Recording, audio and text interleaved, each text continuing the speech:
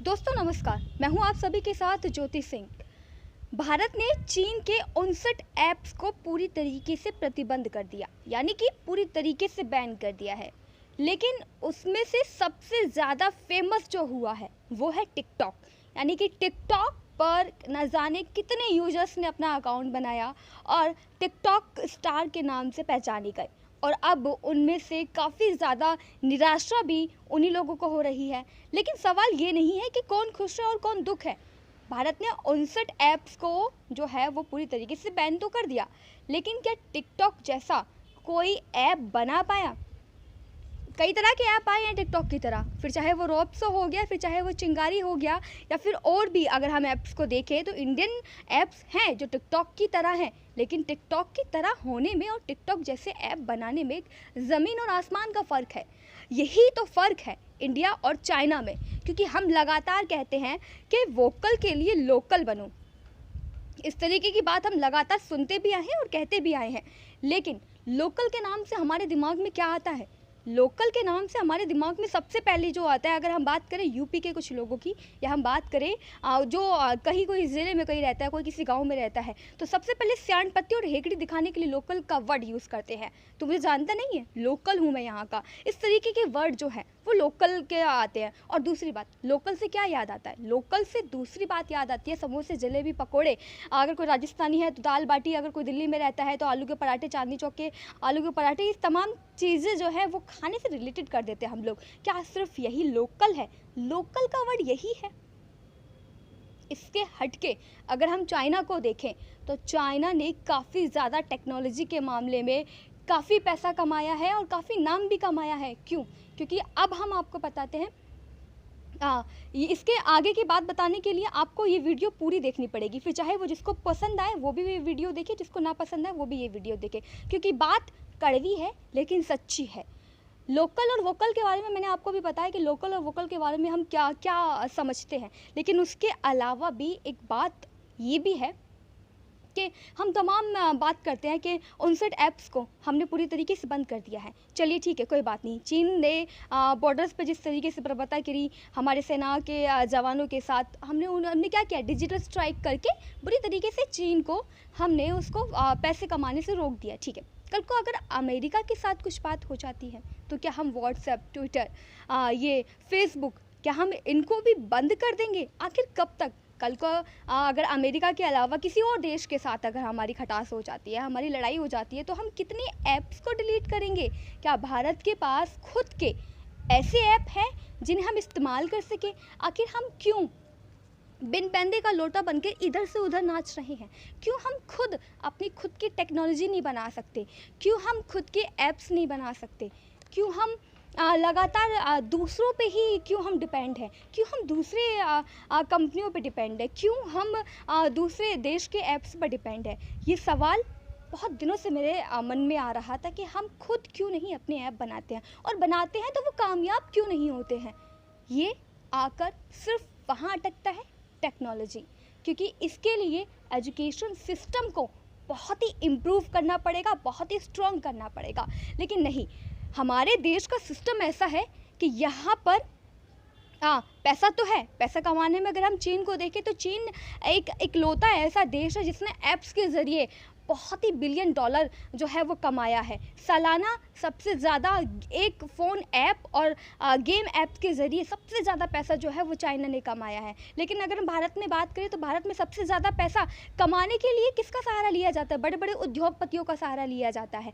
रैलियों में हम लाखों खर्चा कर देते हैं। रैलियों में नेता जितना खर्चा करते हैं, अगर उसका आधा भी एजुकेशन सिस्टम में अगर लगाया जाए तो हम भी चाइना के जितना अच्छा काम कर सकते हैं, अच्छी टेक्नोलॉजी पा सकते हैं। लेकिन नहीं, आपको बताती हूँ कि रैलियों में कितना ज़्यादा पैसा खर्चा किया जाता है। जिस 2016 में 2014 में जब प्रधानमंत्री आए तो इंटरनेट की एक अलग से क्रांति सी आ गई, जिसका सबसे ज़्यादा फ़ायदा चाइना ने उठाया। इस क्रांति में, क्योंकि हमने बोला था डिजिटल इंडिया करना है, सबसे ज़्यादा फ़ायदा जो चाइना को हुआ, सबसे ज़्यादा पैसा भी चाइना ने कमाया। लाखों करोड़ों लोग जो हैं वो इंटरनेट पे इस तरीके से अपने आप को डिपेंड करने लग गए, ज़्यादा से ज़्यादा समय जो है वो इंटरनेट पे बिताने लग गए। लेकिन इसके आगे भी मैं आपको बताऊंगी, लेकिन पहले बात आ जाते हैं वापस एजुकेशन सिस्टम पे। एजुकेशन सिस्टम हमारे देश का कैसा है? करप्ट। अगर हम करप्शन की बात करें तो सबसे ज़्यादा पैसा जो है, सबसे ज़्यादा रिश्वत जो है वो एजुकेशन सिस्टम में ही ली जाती है। किसी को पास कराना हो, कितने पैसे चाहिए? 1 लाख, 2 लाख, 3 लाख। हर स्कूल, हर कॉलेजेस अपने अपने मर्जी से जो है वो पैसे मांगता है पास कराने के। कॉलेज में एडमिशन चाहिए, अगर किसी को इंजीनियरिंग करनी है, किसी को डॉक्टर की पढ़ाई करनी है, किसी को किसी और कोर्स की पढ़ाई करनी है, तो मुंह मांगी रकम जो है वो पेरेंट्स देने के लिए तैयार होते हैं। और स्कूल प्रशासन, यानी कि स्कूल और कॉलेजेस के जो एडमिशन्स टीचर्स हैं, वो भी ये पैसे की रकम जो है, ये रकम जो है वो मांगते हैं। इस तरीके का भ्रष्टाचार जो है वो एजुकेशन सिस्टम में चल रहा है। इसके अलावा यूपी का ही देख लीजिए, सबसे बड़ा एग्जाम्पल। एक अनामिका लड़की के नाम पर 25 लड़कियां टीचर बनकर अलग अलग स्कूलों में पढ़ा रही हैं। ये घपला ही तो है। सबसे ज़्यादा घपला एजुकेशन सिस्टम में किया जाता है। अगर हमारे देश में सबसे ज़्यादा ध्यान एजुकेशन सिस्टम पे अगर किया जाए तो हमें चाइना, अमेरिका या फिर रूस जैसे तमाम देशों के ऐप्स पर डिपेंड होना ही नहीं पड़ेगा। हम खुद की टेक्नोलॉजी पे भी ध्यान कर सकते हैं। भाई अगर हम बात अपने देश की मीडिया की करें तो हमारे देश की मीडिया के लिए सबसे ज़्यादा इम्पोर्टेंट क्या है?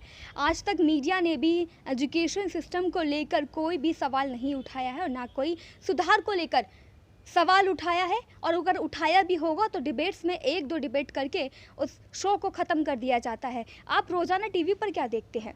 राहुल के बयान पर पलटवार देते हुए मोदी, राहुल के पलटवार पर जवाब दिया संबित पात्रा ने। इस तरह के राजनीति से जुड़े मीडिया भी आजकल सिर्फ नेताओं की चमचागिरी करते हुए दिखाई दे रहा है। मोदी जी ने क्या कहा, संबित पात्रा ने पलट जवाब दिया। उसके अलावा राहुल गांधी ने क्या कहा, सोनिया गांधी ने क्या कहा, प्रियंका गांधी वाड्रा का घर खाली करवाया जा रहा है। क्यों? क्योंकि उन्होंने जो है वो बकाया नहीं चुकाया है, बकाया राशि नहीं चुकाई है। इस तरह की तमाम खबरें जो हैं आपको मीडिया पे दिखाई देंगी।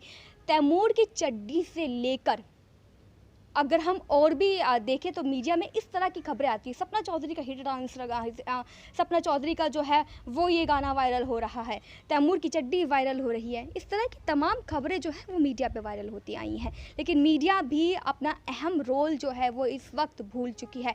कोरोना काल में भला वर्चुअल रैली निकाली जा रही है। कोरोना काल में सबसे ज़्यादा ध्यान जो देना चाहिए वो ये देना चाहिए कि आंकड़े क्यों बढ़ रहे हैं, आंकड़ों पर किस तरीके से फुल स्टॉप लगाया जाए, आंकड़ों को किस तरीके से रोका जाए। इस तरह के तमाम उपचारों को साइड में रख के वर्चुअल रैली निकाली जा रही है, उन पे खर्चा किया जा रहा है। फंड के लिए हम दूसरे देशों के आगे हम जो हैं वो हेल्प मांग रहे हैं। लेकिन अगर हम वर्चुअल रैली के अलावा अगर ये तमाम रैलियां जो निकलती हैं वोटर्स को लुभाने के लिए हम इतना खर्चा करते हैं, अगर उसका कुछ % भी अगर एजुकेशन सिस्टम पे लगाया जाए तो आज हमारे देश में भी वोकल के लिए लोकल, लोकल के लिए वोकल जैसी परिभाषा जो है वो बदल जाएगी।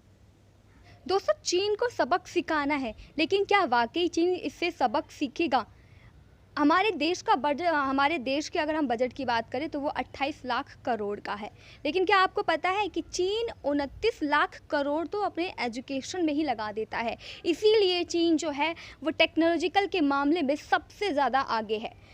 अगर हम बात करें बजट जो है वो हमारा 28 लाख करोड़ है, 29 लाख करोड़ चाइना अपने बच्चों की पढ़ाई में ही लगा देता है। अगर हम अपने देश के एजुकेशन की अगर हम बात करें कि हमारे देश में कितने ज़्यादा कितना पैसा खर्च किया जाता है हमारे देश में, तो 67,000 करोड़ जो है वो हमारे देश के बच्चों के लिए किया जाता है। उसमें से भी 75 से 80 तो घपले ही सामने आ जाते हैं, घोटाले सामने आ जाते हैं कि इसने किया, यहाँ से घोटाला आ गया, वहाँ से घोटाला आ गया। हमारे देश में मीडिया के लिए भी शौचालय घोटाला और तैमूर की चड्डी, सपना चौधरी का डांस, उसके अलावा राहुल मोदी के पलटवार, इनसे अलावा अगर कभी ध्यान गया हो तो देश की मीडिया भी ज़रा ये गौर करे कि देश में कितना पढ़ाई पे खर्चा किया जाता है। आखिर पढ़ेगा इंडिया तभी तो आगे बढ़ेगा इंडिया। जब हम हमारे देश का एजुकेशन सिस्टम ही नहीं संभाल पा रहे हैं तो हम क्यों किसी के देश की बराबरी करना चाहते हैं? पहले अपने देश के बच्चों को पढ़ाइए कि ताकि वो भी इस काबिल बन सके, ताकि टिकटॉक जैसे ऐप को या ऐप्स के मुकाबले हमारे देश में भी ये ऐप बन सके। अब आपको लगता होगा कि क्या हम चीन जैसे ऐप नहीं बना सकते? बिल्कुल बना सकते हैं, लेकिन उसके लिए हमें हमारा एजुकेशन सिस्टम सुधारना होगा। एजुकेशन सिस्टम सुधारने के लिए सुधारने की वजह हम लोग नेतागिरी चमकाने पर ज़्यादा ध्यान देते हैं। उद्योगपति नेता बनाने के लिए लाखों अरबों करोड़ों रुपए जो हैं वो पानी की तरह बहा देते हैं, लेकिन उसका 1% भी एजुकेशन सिस्टम में नहीं लगाते हैं। वर्चुअल रैली में हम लाखों रुपए लगा देंगे, हम रैलियों में लाखों रुपए लगा देंगे, नेता बनने से लेकर अपना चेहरा चमकाने तक हम लाखों करोड़ों रुपए बहा देते हैं, लेकिन एजुकेशन सिस्टम की तरफ कोई ध्यान नहीं देगा और ना ही कोई देने वाला है। क्या नहीं हो सकता? अगर हमारे देश के बच्चों को अगर सही पढ़ाई मिले तो क्या वाकई हम टिकटॉक जैसे स्टार तो क्या टिकटॉक जैसे हम ऐप तो क्या हम काफ़ी कुछ बना सकते हैं। आखिर पढ़ेगा इंडिया तभी तो आगे बढ़ेगा इंडिया। लेकिन घोटालों से अलग एजुकेशन सिस्टम पे अगर ध्यान दिया जाए तो बच्चे बहुत कुछ कर सकते हैं। क्या आपने कभी सोचा है कि ऐसी सरकारें जो हैं वो हमारे बच्चों पे पढ़ाई का खर्चा करने की बजाय घोटाले एक दूसरे को आगे बढ़ाने के लिए लाखों अरबों करोड़ों तो पानी की तरह बहा देते हैं। उद्योगपति नेताओं को नेता बनाने के लिए इतने पैसे खर्च कर देते हैं, लेकिन पढ़ाई में 1% भी देने के लिए तैयार नहीं होते। लेकिन अभी मैं आपको जो एक आंकड़ा बताने जा रही हूँ वो आपको हिला कर रख देगा। 2019 के लोकसभा चुनाव में अभी 1 साल ही पूरा हुआ है या फिर 1 साल से ज़्यादा का समय जो है वो बीत गया है। तो क्या आपको पता है कि लोकसभा चुनाव में कितना खर्चा किया गया? लोकसभा चुनाव में मैं आपको बताती हूँ कि कितना खर्चा किया गया। 67,000 करोड़ से भी ज़्यादा रुपया जो है वो खर्च किया गया है लोकसभा चुनाव के लिए। और सालाना सरकार हमारे बच्चों की पढ़ाई पर कितना खर्च करती है पता है आपको? 65,000 करोड़। यानी कि लोकसभा चुनाव से लेकर हम चुनावों में करोड़ों रुपए बहा देंगे सिर्फ वोटर्स को लुभाने के लिए। लेकिन स्टूडेंट्स की पढ़ाई पे हम खर्चा नहीं कर सकते। अगर हमारी चीन के साथ वॉर हो जाता है तो हम 59 ऐप को पूरी तरीके से हम बैन कर देंगे, लेकिन उनकी तरह टिकटॉक जैसे ऐप और 59 ऐप हम नहीं बना सकते अपने देश में। और हम कहते हैं और वही सरकार कहती है कि विश्व गुरु बनिए। ऐसे ही बनेगा विश्व गुरु जब आप अपने देश के एजुकेशन सिस्टम को ही नहीं संभाल पा रहे हैं। आप नेतागिरी चमकाने में हज़ारों करोड़ रुपए बर्बाद कर रहे हैं पानी की तरह। आपको ये नहीं दिखाई दे रहा है कि हमारे देश का बजट कितना है, हमारे देश में एजुकेशन सिस्टम पर कितना पैसा खर्चा किया जाता है। लेकिन आपको नेतागिरी चमकानी है तो चमकाइए। और आप लोग भी इस वीडियो के एंड में जाकर जो मैंने आपको आंकड़ा बताया कि लोकसभा चुनाव में कितना खर्चा किया गया है उसको सोचिए, और सोचने के बाद ये देखिए क्या वाकई ऐसी सरकार को आपको वोट देना चाहिए। इसके अलावा भी मैं आपको एक और बात बता देती हूँ कि कोरोना चल रहा है। कोरोना में सरकारें गला फाड़ फाड़ के कह रही हैं कि सोशल डिस्टेंसिंग बनाइए, फिर चाहे वो कांग्रेस हो फिर चाहे वो बीजेपी हो। लेकिन अभी मध्य प्रदेश में हमने जिस तरीके से देखा गया कि कैबिनेट विस्तार, मंत्रिमंडल का विस्तार जो हुआ है, वहाँ पर एक ही स्टेज में सारे मुख्यमंत्री जो हैं वो बिना सोशल डिस्टेंसिंग के फोटोग्राफी करवा रहे हैं। और उसके अलावा अगर हमने कांग्रेस की भी तस्वीरें देखी, मैं दिखाऊंगी आपको कांग्रेस की भी तस्वीर देखी कि किस तरीके से वहाँ पर भी सोशल डिस्टेंसिंग के बिना प्रेस कॉन्फ्रेंस हो रही है। क्या कोरोना सिर्फ आम जनता के लिए है, सरकार के लिए नहीं है, मंत्रियों के लिए नहीं है, मुख्यमंत्रियों के लिए नहीं है? क्या मास्क और सोशल डिस्टेंसिंग लगाना सिर्फ आम जनता के लिए ही अनिवार्य है? क्या चालान सिर्फ आम जनता पे ही कट सकते हैं, मुख्यमंत्रियों पे नहीं कटेंगे, मंत्रियों पर नहीं कटेंगे?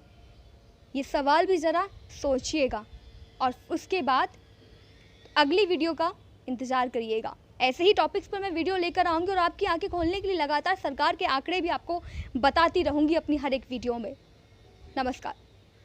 अगर ये वीडियो आपको पसंद आया हो तो मेरे वीडियो को लाइक करें, शेयर करें और हाँ, एंड में जाकर मेरे चैनल को सब्सक्राइब करना ना भूलिएगा, क्योंकि